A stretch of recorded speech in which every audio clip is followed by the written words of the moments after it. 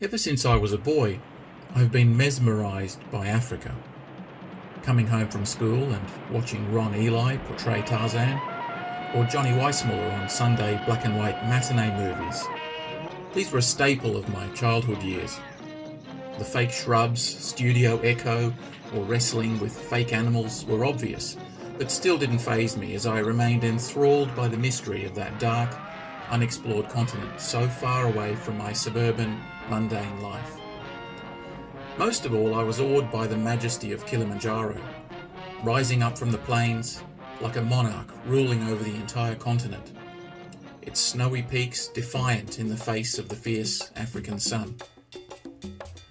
As the years rolled by, and life preoccupied me with the everyday responsibilities of career and family, I would still pause in front of the television if there was a National Geographic documentary on African wildlife, places, or people that so fired my imagination as a boy. Maasai warriors doing the jumping dance, wildebeest on the Serengeti, or flamingos in the Ngorongoro crater. I'd briefly imagine myself there, immersed in it, and then, just as quickly, shake it off and carry on with my day. Everything changed when I got divorced. The loss of identity, loneliness, the near bankruptcy, loss of my children, all forced me to look hard at where I was and what I had achieved with all those years of toil and sacrifice. Eventually, I embarked on a process of personal development, reflection, and goal setting that involved analysing all aspects of my life, not least of which the need for adventure and travel. And then it hit me like a ton of bricks. I needed to go to Africa. What's more, I was going to climb Kilimanjaro. I did my due diligence, found a reputable company, since you can't climb without a registered guide and porters, and began training to get fit enough for the task. I decided on an 8-day Lemosho route because it was considered the most scenic and generally had less traffic than the other routes. It would also give me an extra day or so on the mountain to acclimatise.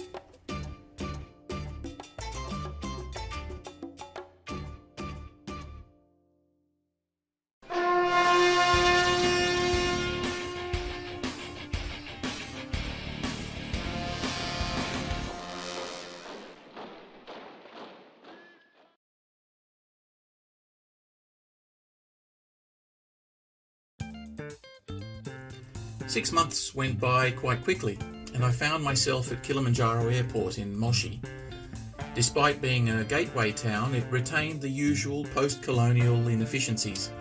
A line to pay for your visa ticket, then another to be issued with the visa stamp, and then yet another for passport control. Boma Ng'ombe, which means cattle ranch in Swahili, is an otherwise dusty, rural agricultural town of little consequence, apart from servicing the hordes of foreign climbers who, like me, were each chasing their own phantasms or running from their own demons. I was picked up by my driver in the ubiquitous Land Cruiser and was immediately treated to sights of colourfully dressed women carrying baskets of goods on their heads, while at every crossing a police officer in crisp white uniform and short-barrelled AK-47 directed traffic.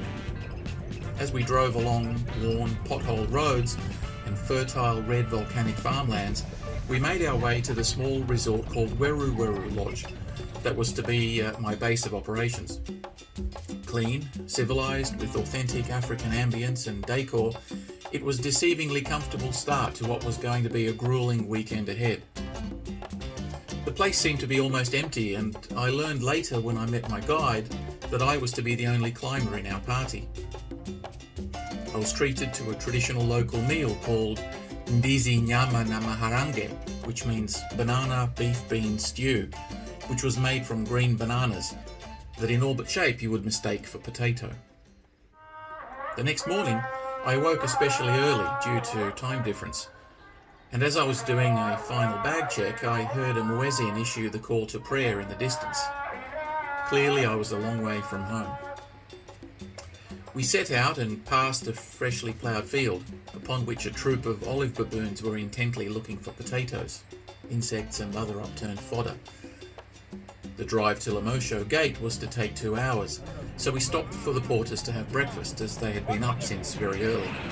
I insisted on buying it for them, so they in turn insisted I join them, which turned out to be a delicious bowl of chicken soup accompanied by savoury donut squares. The countryside was pretty and covered in sunflowers, corn and beans, with the looming slopes of Kilimanjaro off in the distance.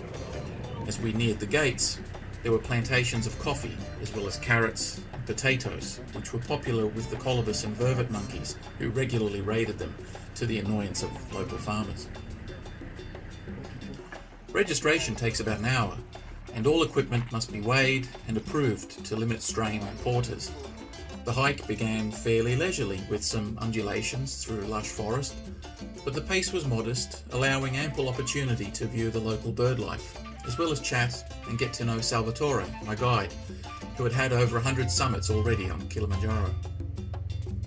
I took the opportunity then to get to better know my porters: Benedict Milan, a Makonde tribe man from Mtwara; Nelson, a Samba man from Tanga; and Kurwa, a Sukuma man from Mwanza. Each of these 3 tribes have their own language, and while the ubiquitous Jambo is the greeting known by all, I tried to greet each of them every morning in their own language, using Jambo, Nzeze, Wadera, respectively. About 3 hours on into the late afternoon, we reached Big Tree Camp at about 2,700 metres above sea level, where our porters had gone ahead and set up our campsite, and Steve, our waiter, greeted us with a bowl of warm water to refresh ourselves in what was to become a daily custom. Our chef, Zakayo, served dinner around 6 p.m, which consisted of a fine stew. The rest of the evening was spent in conversation with Salvatore, learning about his family, his ethnic heritage, and work as a guide. We departed early the next morning, the better to enable us to enjoy the sounds of morning wildlife activity and hopefully spot some. There was the regular call of a chicken-sized francolin, as well as alpine chats and robins. Within an hour or so, we cleared the dense forest covered in lichen and air plants and ascended into an alpine heather zone. The trees were replaced by bush and scrub, particularly proteas, clusters of white and yellow paper daisies, and native wormwood, which led to long and interesting discussions over the usual packed lunch of fried chicken and sandwiches on native medicine, with the locals using it to protect against malaria. The hike today was tougher going. Though only 10 kilometres, it involved many hills for an eventual gain of 900 metres to Shira 1 camp. The weather also became variable, at times warm and sunny, and then suddenly chilly as we progressed to Shira Ridge. A wind whipped up dust, reducing visibility and troubling the porters as they were constructing the next campsite. The hike proved to be quite tiring at this altitude and left me with mild but persistent headache, which Salvatore assured me would pass. While I had come prepared with Diamox, he assured me we would not need it on this climb, as he felt 8 days would give ample time for acclimatization, and Diamox would lead to dehydration that is difficult to manage at elevation. I heeded his advice and settled in for the evening, soaking up the afternoon sun and watching a bank of clouds roll across the lap of the mountain, as if to hide her modesty. The night was bitingly cold, -9 degrees Celsius, and uncomfortable sleeping. I noticed a slight wheeze that evening that improved by propping myself up upon my pack. I assumed I must be developing a cold from the flight, dust, and just general fatigue. The next morning we were up early, again to spot wildlife before the rest of the camp stirred, and we walked along frosted trails to see dik-dik, duiker, and buffalo prints along the trail that bisects the Shira Plateau. Mine again? This is a duiker's footprint, and I think it just passed this morning. And this is look like a dik-dik footprint. Yeah. Say hi, Salvatore. Hi. How is it going, man? Good. Beautiful day.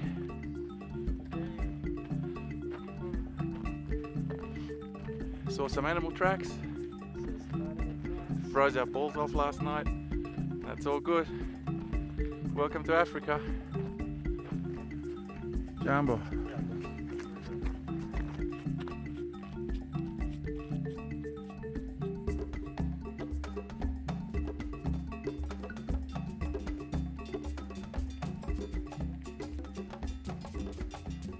The hike was, for the most part, fairly level, with only modest ascent over the last hour or so as we reached Shira 2 camp, 3.5 hours on. The weather up until then had been fine, with minimal layering, but by lunchtime clouds had obscured the sun and a cold wind began to blow. Once again I developed a mild headache, less than the day before, which some ibuprofen seemed to settle. And as it was still quite early, Salvatore and I went for a walk to Shira Cave Camp, where we came across a field of obsidian scree, where I gathered a few stones for my children. On the way back, we came across a flint deposit and amused ourselves napping out some primitive tools, like both our ancestors might have done 50,000 years ago. Making a blade. His family's been doing this for 10 generations. He's famous in the area for this skill. And when you come to his company one day, you can learn all of these incredible talents.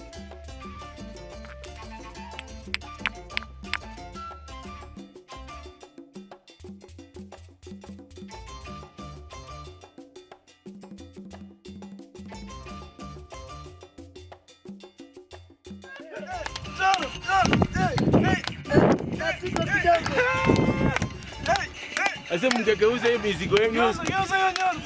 Leta mzigo wake suku. Zila kizee huko babako. Patua miguu she. Oya, patua miguu nani mzigo upite vizuri. Au hivyo ndio. Hapo nipitie hapo. Nipitie hapa chini.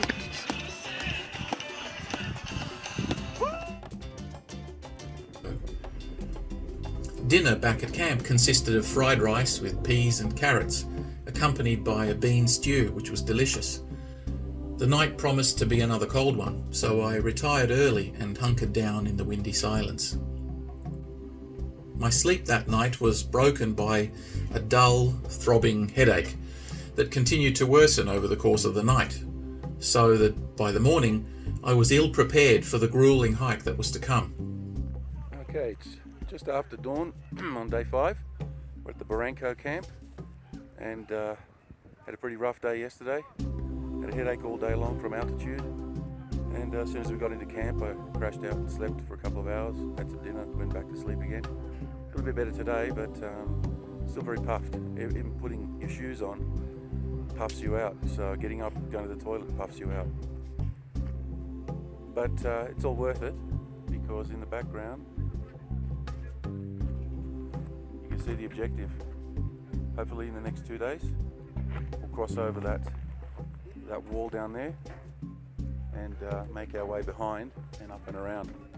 So here's to tomorrow. The trek to Barranco camp was 10 kilometres long and was to include an additional acclimatisation hike to the dreaded lava tower at 4,200 metres, well beyond the moorland zone. This alpine desert scenery more akin to a lunar landscape, devoid of life, save for the occasional hardy clump of everlasting daisies clutching onto the barren soil for dear life. Salvatore told me this leg is often the indicator as to the final outcome, as it was as taxing as the summit. Vivi. Zaita.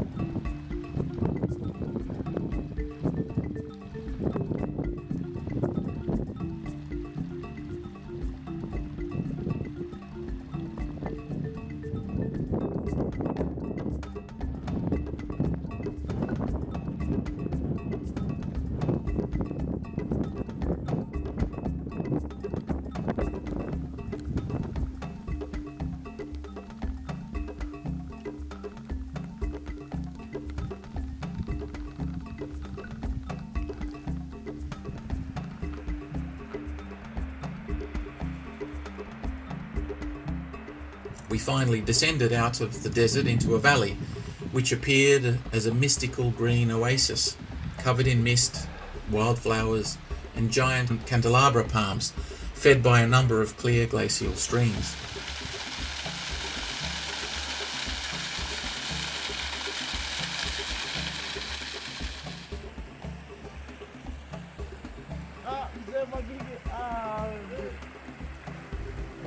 I lumbered into our camp, which was situated on a small plateau, totally spent, with a renewed headache that began pounding, and slept for a couple of hours before awakening in the late afternoon for a surprisingly nice spaghetti bolognese dinner, though my appetite was poor from the headache.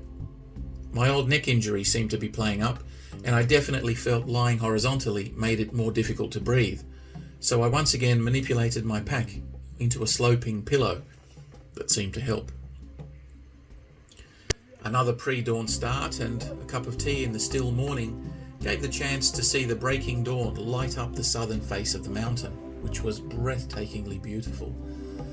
The headache had by now disappeared, though I felt a significant fatigue even putting my boots on and walking to the latrine. This was to be the new normal. The hike was to begin with a strenuous 1-hour climb up the face of the Barranco wall, a ridge of basalt extending down from the crater and forming the northeast boundary of the valley we were in. We then meandered along a plateau before descending into moorland again, and though the hike was only 4 kilometres long, the continuous ascents and descents through vales and dales at altitude made it deceptively tiring. Headaches came and faded, and Salvatore began hustling me to drink more water. He believed that dehydration was the primary cause of it, and that altitude made dehydration less obvious, and indeed, despite the exertion, I struggled to drink the requisite 4 to 6 litres of water he insisted on. We arrived at Karanga camp sometime around noon to a waiting meal of fried chicken and chips, and despite my fatigue, my appetite had returned, so we made short work of it. A light drizzle soon followed, making for a miserable afternoon confined to my tent, and an equally miserable night. As the days wore on, my handwriting became less legible, both from the cold and dullness of wit that begins to take hold over 4,000 metres in altitude. The morning saw the skies clear and reveal a magnificent view of the summit, along with a fresh drift of snow that blanketed the slopes overnight. In the wet season, the snow often reaches down to this level, but in the dry, it was unusual to see from here. Well, there she is. Day 7, just after dawn, at the Karanga camp. We're just about to break camp and head up that hill there, after which we set up our final camp and make for the summit up there. We've hiked down through the valleys. As you can see, we're above the cloud line. We came in yesterday about lunchtime, after which we had a bit of a rainstorm, but that's all cleared up and it's a lovely day, so we'll talk later. Okay, day 7. Day 7. We're just about to head off to base camp with my excellent guide, Salvatore. There he is, who's been looking after me. And my boys, Steve, Habibi, Habibi, Chef Zakaya, Makuma. After a hearty breakfast of porridge, scrambled eggs, and the intentionally starchy supplement of boiled potatoes, we set off around 8 a.m. for the last leg of the trek up to Barafu base camp. While it was meant to be a reasonably gentle uphill gradient, taking 3.5 to 4 hours, the hike was by now starting to take its toll, with regular pounding headaches, physical exhaustion, and a rasping in my lungs making sleep quality very poor. It sometimes felt like I was breathing through a straw. The relentless fatigue, oxygen deprivation, and headaches can occasionally bring you to tears, and only your grit and stubbornness to succeed pushes you onwards.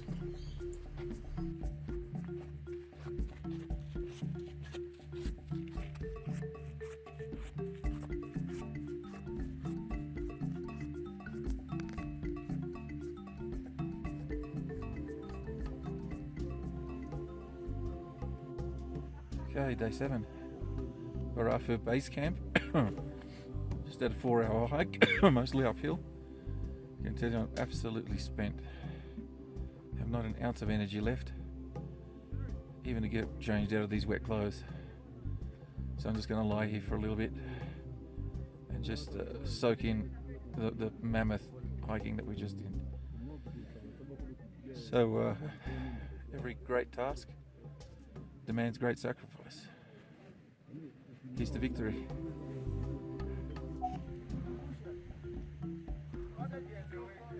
Here we are at Barafu camp. It's base camp for Hura Peak, which we tackle tomorrow. Up behind that ridge is the path that leads to the mountaintop, which is now covered in clouds. When that clears, I'll try and get another shot for you. We came in through the valley. Down there also covered by cloud. And this is a view of the northern valley, also totally covered by clouds. It's nice and sunny at the moment, but the clouds roll in every so often and then it gets really cold. So there you have it. If you look carefully down that valley, you'll see people still coming up. That's where we came up this morning. If I zoom in a little, you see them there. And you can see the alpine desert, bereft of any vegetation whatsoever.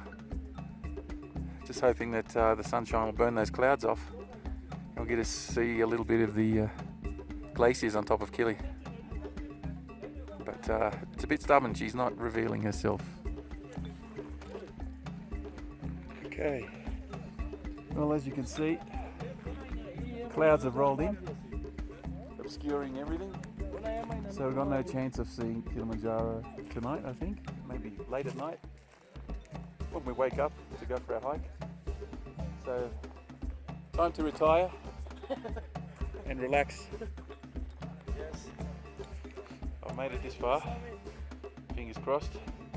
If my legs don't fall off and my lungs don't fall out and my heart doesn't explode from my chest, I'll be reporting again tomorrow from the peak. Wish me luck.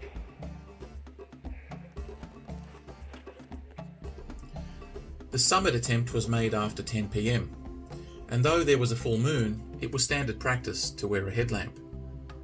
The excitement saw me in good spirits, no headache, and plodding along fairly comfortably.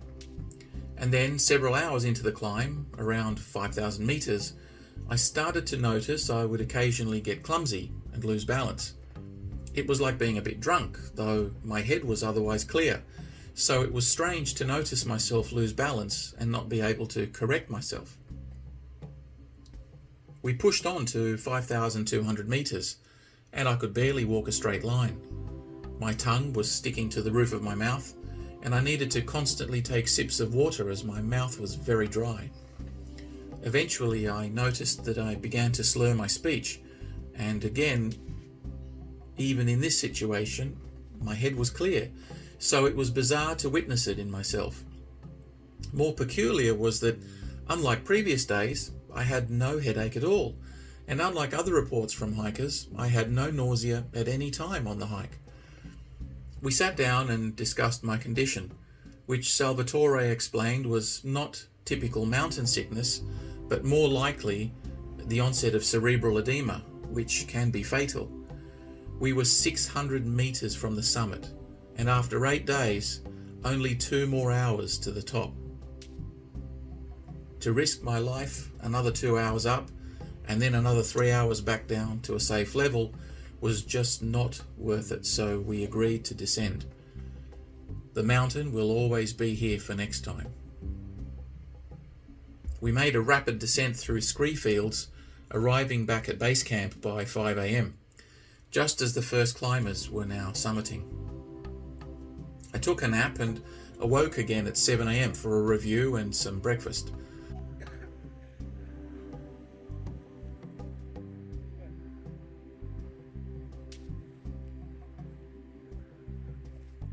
Well, here's the summit.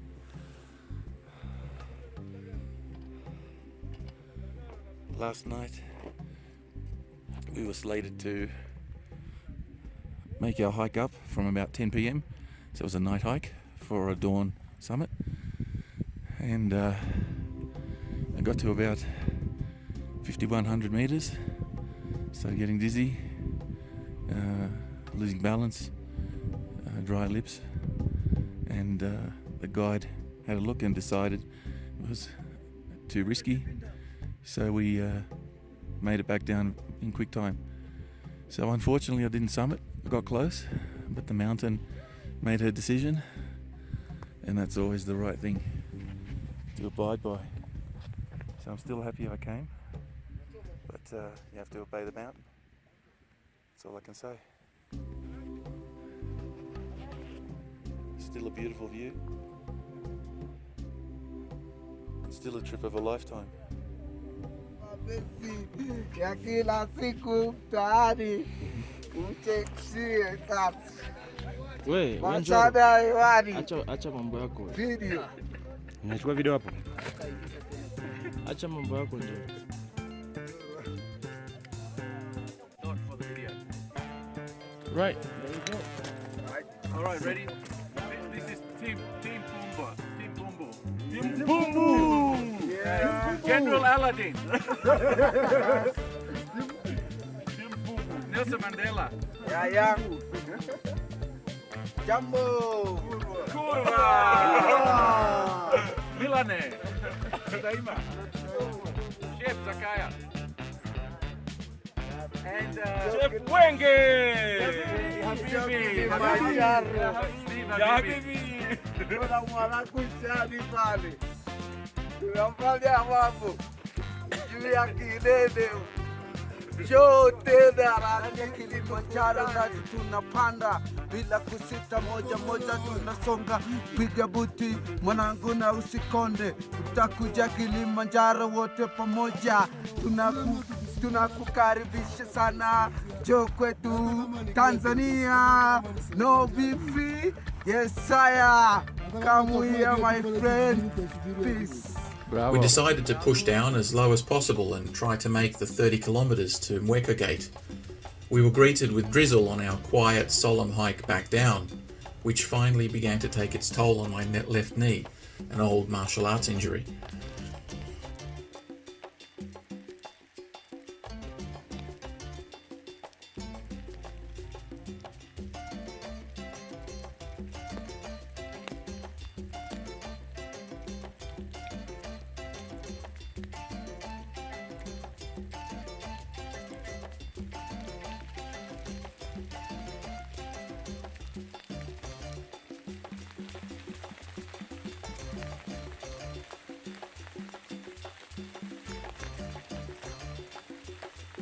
At the gate, we checked out of the park, and after the obligatory gratuities, $150 per porter, $200 for the waiter, $250 for the chef, and $500 for Salvatore, my guide, the boys performed their ritual farewell song, which was quite an emotional experience.